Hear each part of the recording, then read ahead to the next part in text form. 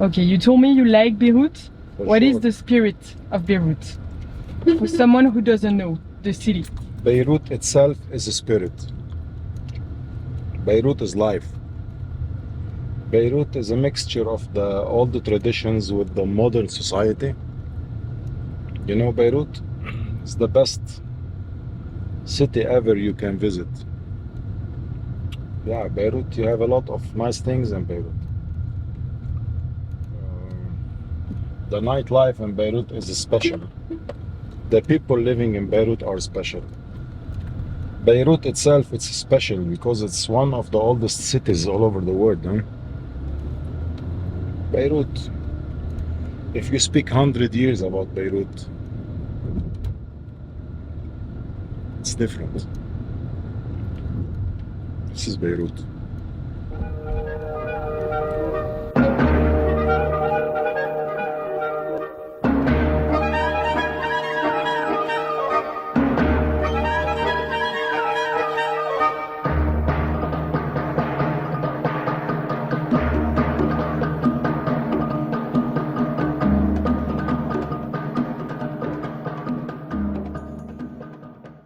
You remember 4 August?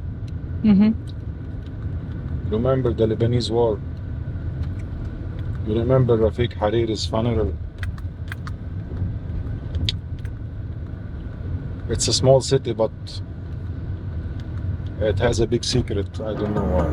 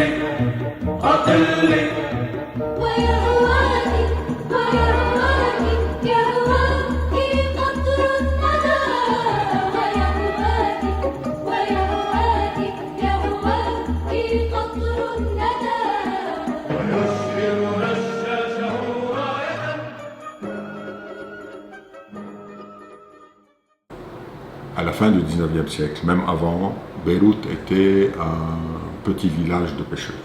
À la trouvaille de la profondeur de la crique qui se trouve juste sur la plage de la ville, que les Français ont tenu à ce qu'ils fassent un port là-bas pour les bateaux à vapeur, parce que juste dans toute la Méditerranée, il n'y avait pas cette profondeur. Beyrouth à l'époque faisait partie de la wilaya de Saïda. Donc Beyrouth était une ville, une enclave à l'intérieur du territoire du Mont-Liban. Et Saïda était très loin, même Tripoli était très loin, donc Beyrouth était isolée. Donc à partir de la trouvaille de l'emplacement du port idéalement, on a commencé à construire le port. Donc le Wali, le sultan, a changé le nom de la wilaya en wilaya de Saïda, en la wilaya de Beyrouth. Donc Beyrouth est devenue la capitale. Donc elle a pris une nouvelle dimension, une dimension régionale comme capitale de la wilaya de Beyrouth et comme capitale de la Grande Syrie à l'époque, donc des wilayas syriens que formait la Grande Syrie. Donc à partir de là, on est sorti en dehors des murailles, parce que Beyrouth c'était une ville arabo-islamique qui était à l'intérieur des murailles. On est sorti à l'extérieur des murailles et on a commencé à chercher un nouveau mode constructif, parce qu'à l'intérieur des murailles on habitait dans des maisons à cour. On est sorti, on a commencé à construire des maisons à cour en U et on est arrivé à la maison à 3 arcs avec un toit rouge qui est l'emblème du Liban actuellement, qu'on a baptisé maison libanaise. C'est un modèle beyroutain qui a été copié par les habitants du Mont-Liban et ça a pris une dimension sur 30 000 km². Donc vous trouvez des maisons à 3 arcs à partir de Beyrouth sur 30 000 km². Donc Beyrouth est devenue une ville ayant une masse patrimoniale énorme, parce que ces maisons à 3 arcs, c'était des maisons élégantes, des maisons pour des bourgeois, pour des commerçants, pour des gens qui sont riches. Donc, et ça a vraiment imprégné l'histoire de la ville. Alors le patrimoine est en danger depuis la fin de la guerre civile. Donc la guerre civile, ça s'est passé entre 75 et 90. Officiellement, il n'y a pas de loi qui protège notre patrimoine actuellement. Donc la dernière loi qui a été mise en place pour la protection du patrimoine est une loi qui a été faite en 1933 sous le mandat français et qui dit que tous les bâtiments construits avant l'an 1700 est considéré comme patrimoine. Pour Beyrouth, ce n'est pas applicable parce que Beyrouth a commencé à se reconstruire à partir des années 1830-1840. Pendant la guerre, le patrimoine a été sévèrement affecté parce que les régions où il y a le plus de patrimoine sont les régions qui étaient sur la ligne de démarcation entre Beyrouth-Est et Beyrouth-Ouest, et donc front de bataille. Et en plus de ça, après la guerre, donc à partir des années 90, il y a toute cette vision sur reconstruire Beyrouth, rendons Beyrouth plus belle. On va faire, on va étendre le centre économique, etc. Ce qui fait que il y a beaucoup de bâtiments qui avaient été affectés par la guerre, qui ont été détruits pour avoir des tours à la place. Et depuis, c'est encore le cas. Les bâtiments patrimoniaux sont le plus grand danger, c'est justement l'immobilier, donc le fait de vouloir détruire ces bâtiments-là et construire des tours à la place.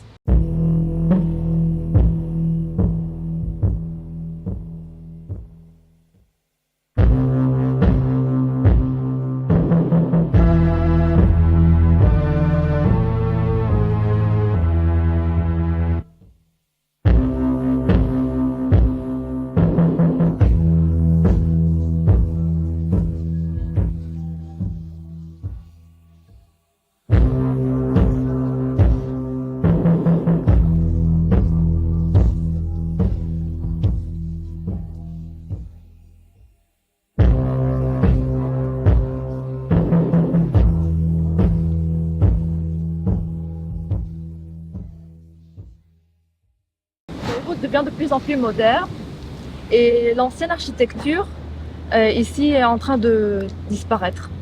Il y a quelques anciennes maisons ou villas à Beyrouth qui sont en train d'être détruites.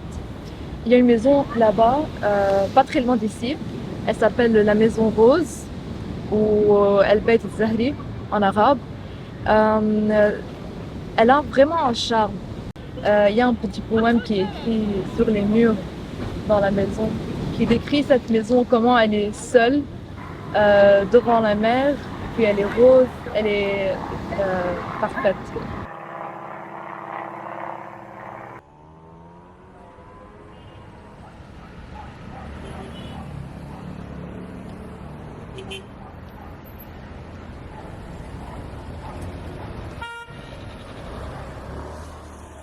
Le premier plan urbain le plan urbain sur lequel on est actuellement en train de travailler quand on veut construire des bâtiments, c'est un plan urbain qui a été mis en place en 1954 par des architectes urbanistes libanais et Michel Ecochard, qui était un architecte urbaniste français.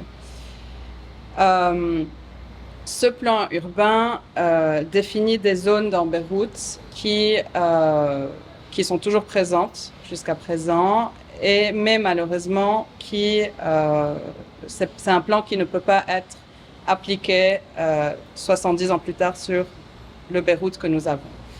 Ce plan dit que le coefficient d'exploitation est le plus haut dans l'ancienne ville et plus bas au niveau des limites de la ville, ce qui fait que l'ancienne ville est en train d'être détruite par des promoteurs immobiliers, par des real estate agents qui veulent construire des tours à la place des anciennes maisons.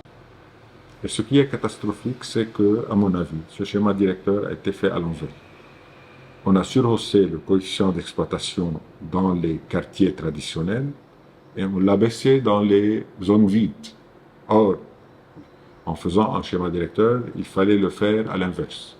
Préserver les quartiers traditionnels et surhausser les coefficients dans les zones vides. Ça a créé une pression énorme sur les maisons traditionnelles et on a commencé à les démolir. Parce que si on avait une maison traditionnelle de 2 étages avec un toit rouge et le code constructif nous donne 12 étages, donc on démolit la maison pour construire 12 étages. On est devant une pression de démolition de ces bâtiments. Et depuis, on a détruit 4500 maisons traditionnelles à Beyrouth. Actuellement, il en reste à peu près 900.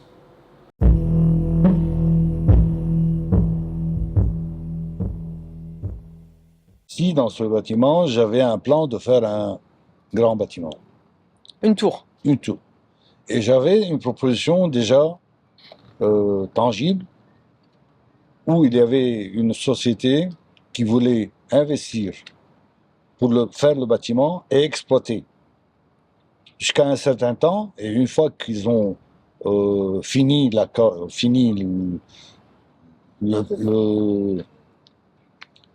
ce qu'on m'avait proposé comme projet, ils me rendaient le bâtiment en moi. Une tour de combien d'étages? 13 étages. 13 avec étages. 150 appartements.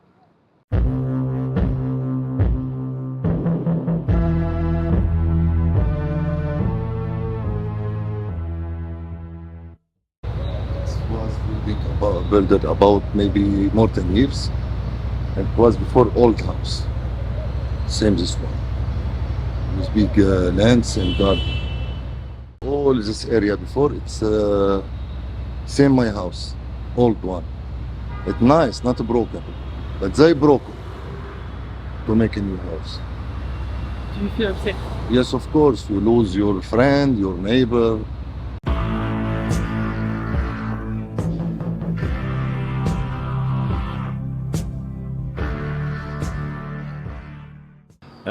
Sadly, there was a lot of renovation happened. A lot of buildings were destroyed and towers took place instead. For example, like in what happened in next to the museum of I forgot the name. Sursuk. There was a very old building next to Sursuk Museum, and they destroyed and they made a big tower next to it, and also hided the view.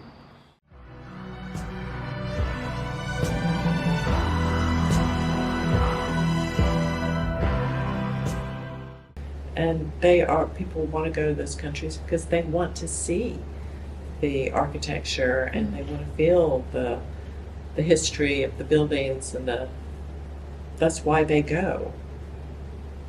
Nobody's going to see high rises in France, right? We need legislation. We need laws to protect. If you have laws in place that say this is a grade A listed building and you cannot touch it, you must maintain it. But it was never everything at one time, in one go, in seconds. The blast is on a total different scale than 15 years of civil war. 15 years of civil war did nothing compared to this blast.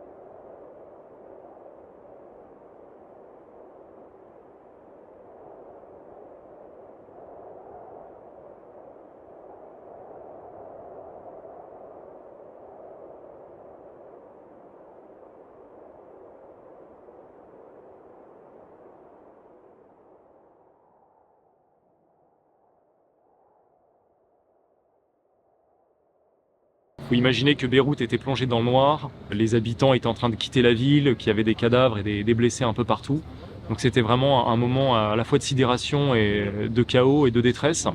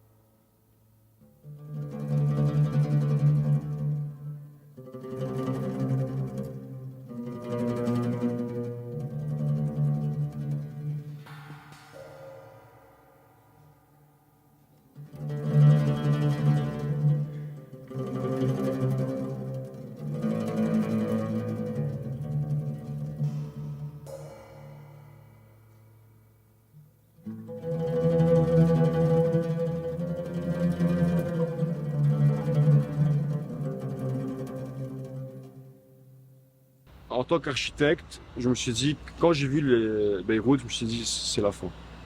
On va plus jamais revoir Beyrouth. Parce que les faits qu'on a vus après l'explosion, c'était incroyable. C'était incroyable. J'avais aucun appartement, de tout cela que tu vois ici, aucun appartement avec une fenêtre, ou même pas un mur. J'avais pas de meubles dedans, j'avais personne qui habitait. Donc tout le monde a quitté Beyrouth pour 2-3 semaines. Il y a des gens qui sont restés dans la pluie et dans le froid, dans les appartements sans façade. On arrivait à ça, on s'est dit c'est la fin. Mais après, en fait, 2-3 jours, j'ai vu tous les Libanais, de n'importe où, ils sont descendus dans les rues. J'ai commencé à aider les gens. Je me suis dit non. We have hope, we have hope, we have hope. Après, on a vu les associations, on a vu les dons, on s'est dit non. We're gonna do it. Et c'est ce qu'on a fait. On voyait genre des musulmans, des chrétiens dans les rues de Malmkraï. Malmkraï, c'est une région chrétienne. Il y avait cet effet, genre, il y a des gens qui sont descendus de Tripoli, qui sont venus de Bekaa, de Baalbek. Dans chaque appartement, tu avais un groupe de Libanais, des amis entre eux, qui nettoyaient, qui reconstruisaient des fenêtres. Indépendamment de leur religion, indépendamment de leur travail. Moi, je dis un truc que si on n'avait pas les ONG au Liban, personne serait là maintenant. Personne. Littéralement personne. Parce que l'État, je pense et je suis sûr que l'État n'a pas construit une fenêtre dans n'importe quelle maison à Beyrouth. Et genre payer 3 millions de livres libanaises ou 6 millions de livres libanaises, c'est équivalent à $100. C'est pas le gouvernement qui a nettoyé les rues ni reconstruit les maisons, ce sont les gens. Dès le lendemain de l'explosion, les rues de Beyrouth étaient noires de monde, de Libanais venus de tout le pays, pour nettoyer les rues, pour retaper les maisons, pour aider les gens qui n'avaient rien. Donc il y a eu un vrai élan de solidarité qui était absolument incroyable. Et c'est là qu'on a vu qu'il y avait énormément d'associations sur place. Elles avaient toutes des stands, certaines distribuaient des sandwichs, d'autres commençaient à travailler, etc. Donc on a tout de suite compris qu'il allait y avoir un enjeu au niveau de la coordination assez rapidement.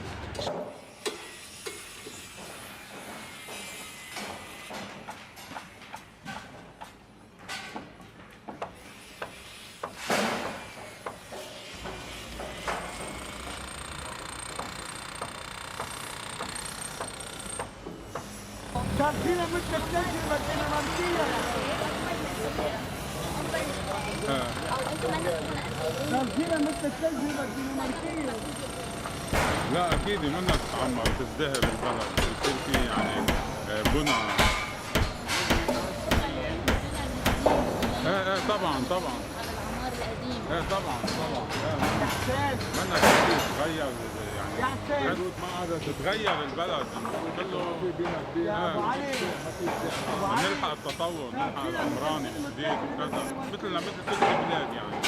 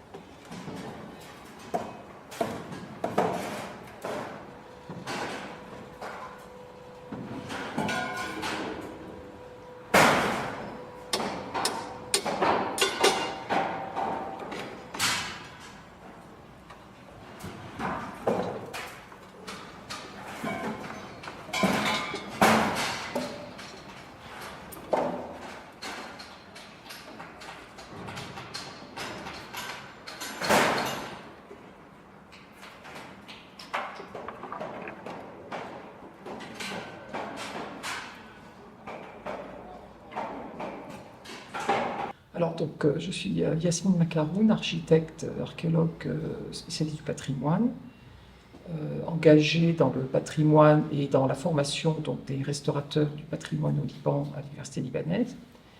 Et après le 4 août, on a mis en place très spontanément une initiative très très vite, donc 48 heures, initiée par un groupuscule donc, de restaurateurs de 6 à 8 personnes qui ont lancé cette initiative d'inventaire, d'état des lieux des bâtiments patrimoniaux en situation de risque pour venir en soutien à la direction des antiquités. Et très vite, cette initiative s'est élargie et elle a pu atteindre une quarantaine de personnes qui ont pu, en l'espace de moins d'un mois, couvrir la principale zone de premier impact, à savoir, au bout d'un mois et demi, 640 bâtiments patrimoniaux diagnostiqués, inventoriés. Et après, bien sûr, ce travail s'est élargi aux zones périphériques, puisqu'on s'est rendu compte que l'impact a été beaucoup plus grand qu'on imagine.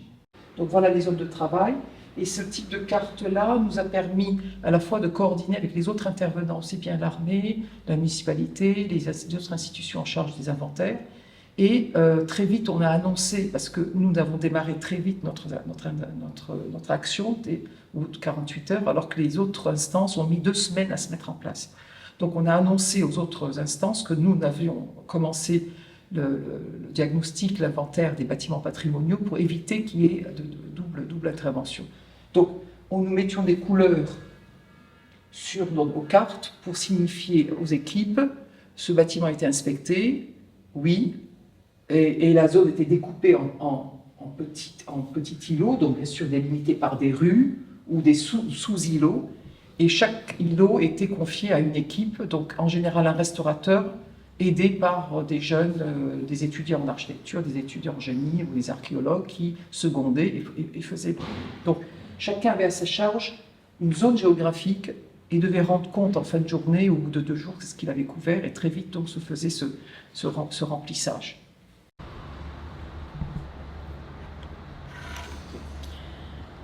Alors, bien sûr, il fallait gérer de partout.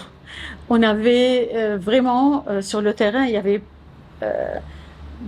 avait plein de problèmes. C'était parfois facile, mais parfois c'était hyper difficile pour gérer déjà, sensibiliser les NGO, protéger les bâtiments et les proprios aussi qui ne voulaient pas restaurer. Parce qu'il y avait des proprios qui étaient trop contents qu'il y ait eu cette explosion pour que leur maison tombe et pour qu'ils construisent des bâtiments, des tours à la place. Et là, parfois, il y avait des problèmes on nous appelait la nuit, oh, il y a eu ce balcon qui tombe, et parce qu'on avait des pluies torrentielles parfois. Et on appourait. C'était des proprios parfois qui envoyaient des gens pour détruire une partie du bâtiment tard la nuit, pour qu'avec la pluie, ce bâtiment tombe. Et c'était tout le temps une course pour protéger notre histoire, nos bâtiments, tout ce qu'il y a comme tissu architectural, tissu urbain, le tissu social. C'était un peu difficile. Tout le monde a voulu aider, tout le monde avait cette énergie pour aider, mais nous, en fait, il y avait un travail qui était fait, qui était mal fait, pour le dire. C'était un peu le bordel. Moi, c'était une condition pour moi de faire travailler des sous-entrepreneurs, des sous-entreprises en sous-traitance, ça veut dire avec des entreprises qui ont le know-how. Et j'ai donné des noms. On a pris ce que j'ai donné, mais on avait besoin de plus d'entrepreneurs qui n'avaient pas le know-how, la connaissance. On les a formés. Au début, c'était le calvaire. C'était un calvaire vraiment. On faisait, refaisait et tout. Après, ils ont appris à travailler.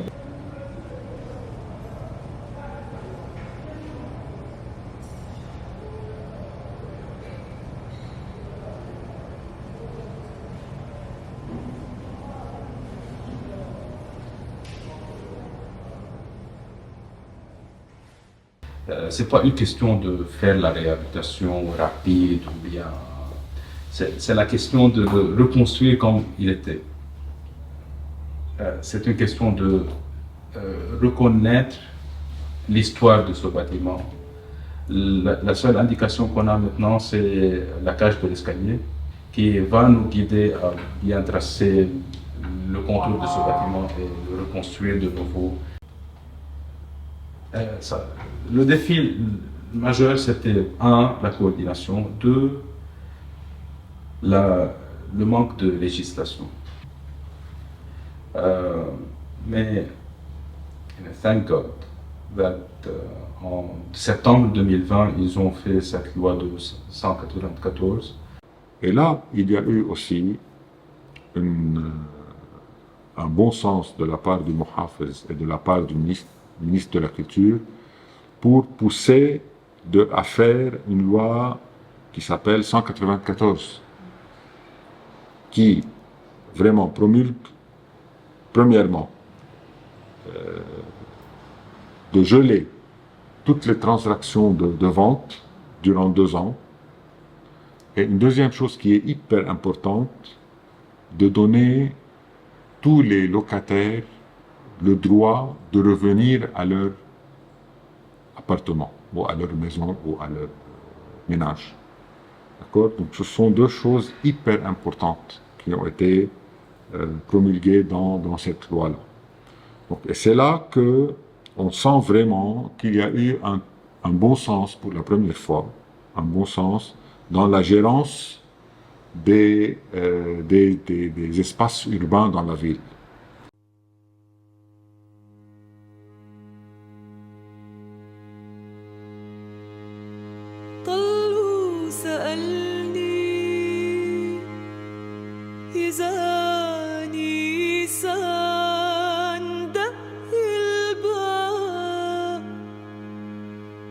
خبيت وجهي وطار البيت فيه وغاب طل سألني إذا نيسان دق الباب خبيت وجهي وطار البيت فيه وغاب طل سألني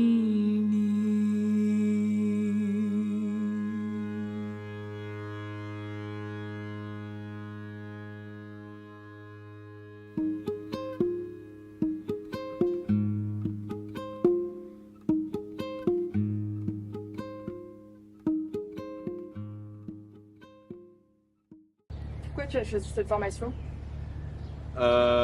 Elle est intéressante.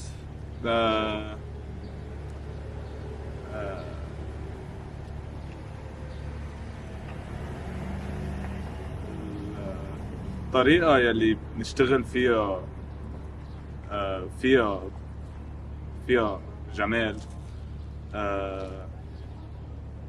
كتير هيك فريدة من نوعها، مميزة، وطريقة تفكيرها والانستالاسيون تبعها وهيك كتير حلوة، فمن هيك نقيتها. Alors, c'est un projet qui est financé par l'AFD. Le grand projet a commencé à la suite Oblast, donc il y a à peu près 2 ans. On a fait sur ce grand projet 3 chantiers écoles. Ça, c'est le 3e chantier école qui se déroule. On a ouvert des formations sur le chantier école qui sont relatives à la restauration du patrimoine. Et ça, c'est pour une raison, c'est le fait qu'on ne trouve plus ces corps de métier sur le marché de la main-d'œuvre qualifiée au Liban. C'est pas seulement au Liban, je pense que les prix sont en train de flamber à l'international, surtout pour le bois. Il y a des matériaux, tout ce qui est acier, c'est des matériaux qui ont beaucoup augmenté depuis le début du projet jusqu'à maintenant. Donc ça, c'est une de nos difficultés. Une autre, c'est plutôt un challenge que nous, on a voulu casser un peu le stéréotype. On trouve qu'il n'y a pas assez de femmes qui participent aux métiers relatifs au chantier. Donc, on a voulu casser un peu cette image petit à petit et d'insérer le plus de femmes possible, avec parfois des rôles très très importants. On a des femmes qui sont des chefs d'équipe et qui s'occupent de relayer les compétences aux autres. Ces bâtiments portent une valeur sociale, une valeur culturelle et une valeur technique architecturale qui n'existe plus. Et donc, c'est là l'importance de pouvoir garder ces bâtiments sains et saufs, de maintenir autant que possible leur durée de vie. Et on a plein de terrains ailleurs pour construire.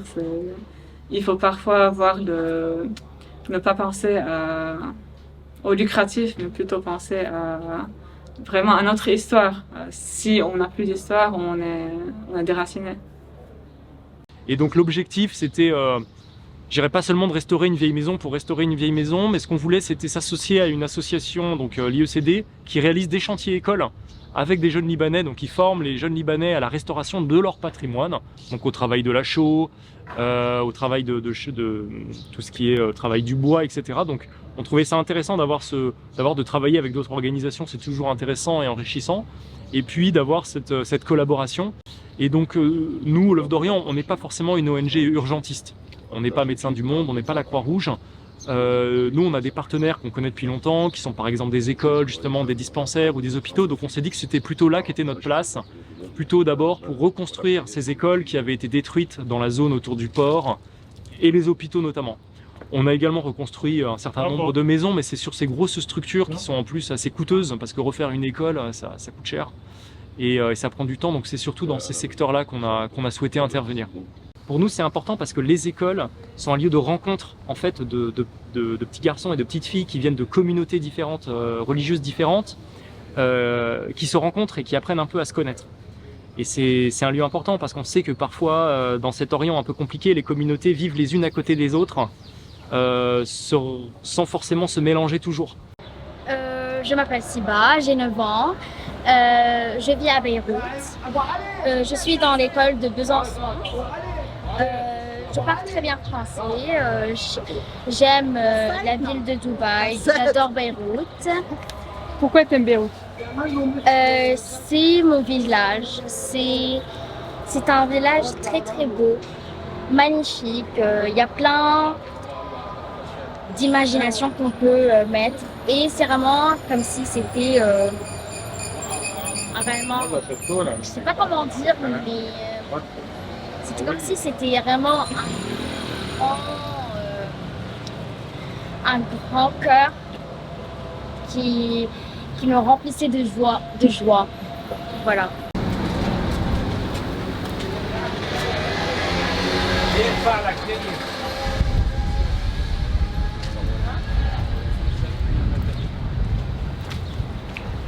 J'ai la chance de connaître le père Anitok depuis 10 ans, depuis plus de 10 ans.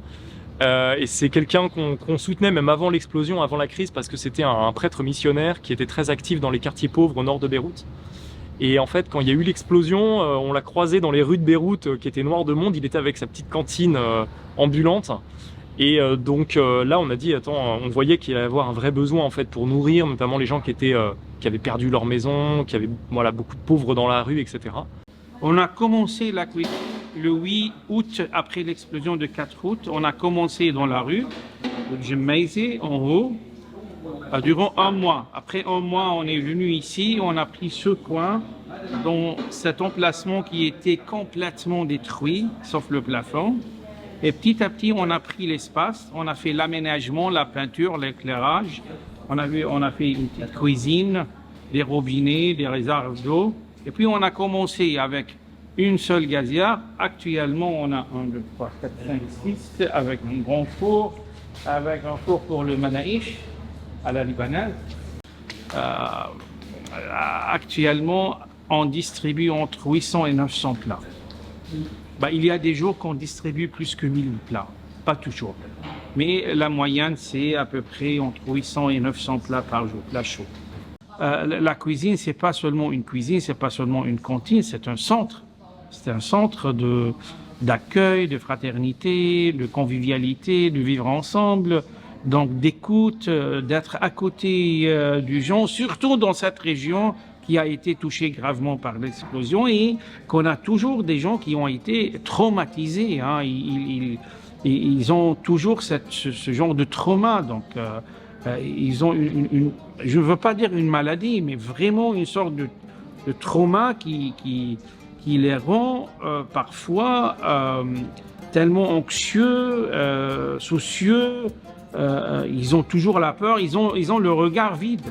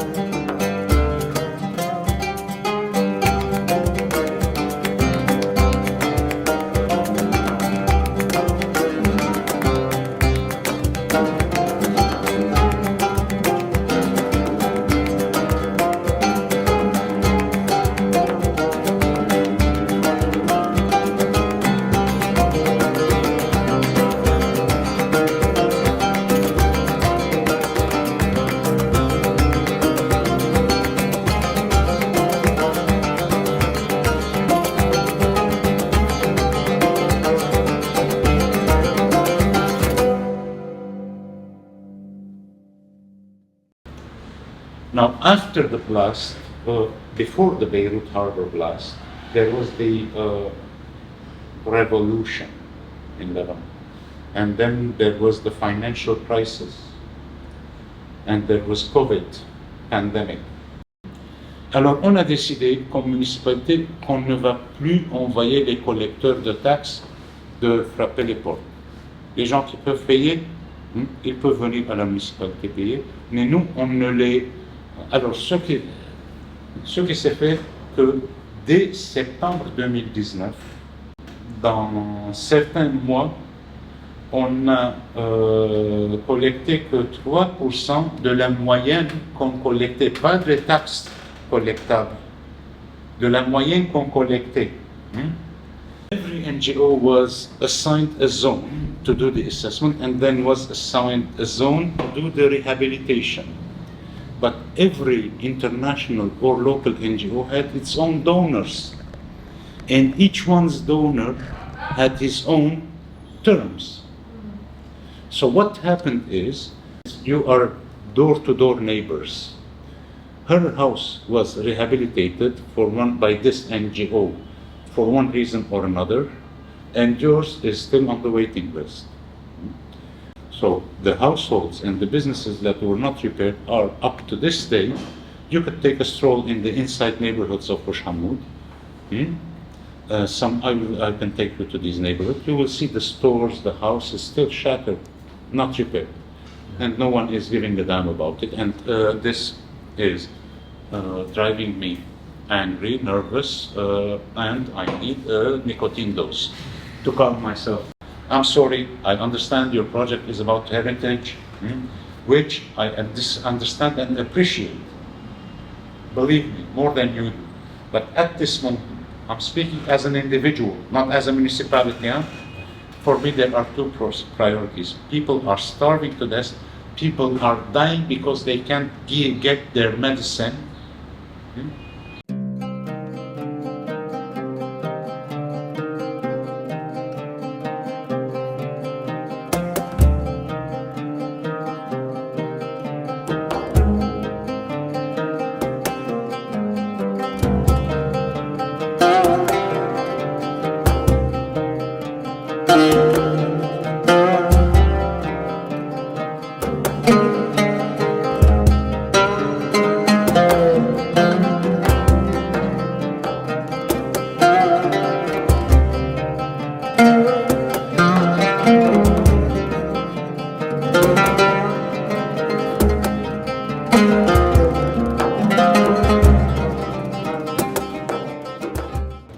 Il y a deux choses. D'abord, la question du patrimoine, elle pose question dans un pays en crise. En fait, d'abord, qu'est-ce qu'il faut faire? Est-ce qu'il faut aider les gens à un mot à manger ou est-ce qu'il faut restaurer des vieilles demeures, quoi?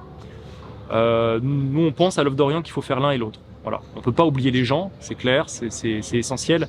Et en même temps, on a, encore une fois, l'histoire, leur patrimoine, c'est très important aussi parce que c'est ce qu'on garde pour les générations à venir en fait. Donc on essaye de faire les deux. Et là-dedans, on pense qu'en fait, évidemment, il faut vivre avec son temps et on sait que les villes, les grandes métropoles évoluent, pas que Beyrouth, toutes les grandes métropoles mondiales sont en train de changer, des vieux quartiers entiers sont rasés, etc. Je pense que Beyrouth a déjà subi énormément de modifications en fait depuis 50 ans. Et on pense que ce qui reste aujourd'hui, c'est au moins le minimum de ce qu'on peut préserver. Je prends l'exemple du quartier de Gemaizeh, qui est quand même un quartier historique, et on s'y sent bien. On s'y sent bien parce que ce quartier, il a une âme. Et c'est, un des derniers quartiers de Beyrouth où une âme respire encore au niveau de son paysage urbain. Et donc ça, il faut le préserver. Si on le perd, on va perdre cette espèce d'atmosphère qui est en plus propre à ces quartiers-là, qui sont des quartiers historiques, des quartiers dynamiques, des quartiers artistiques, des quartiers vivants avec des écoles, des restaurants, des tas de choses comme ça. Et donc ouais, il faut préserver. Alors il y a des maisons qui sont abandonnées depuis la fin de la guerre civile en fait, depuis 40 ans. Elles sont là, elles occupent les paysages, peut-être qu'un jour elles seront détruites.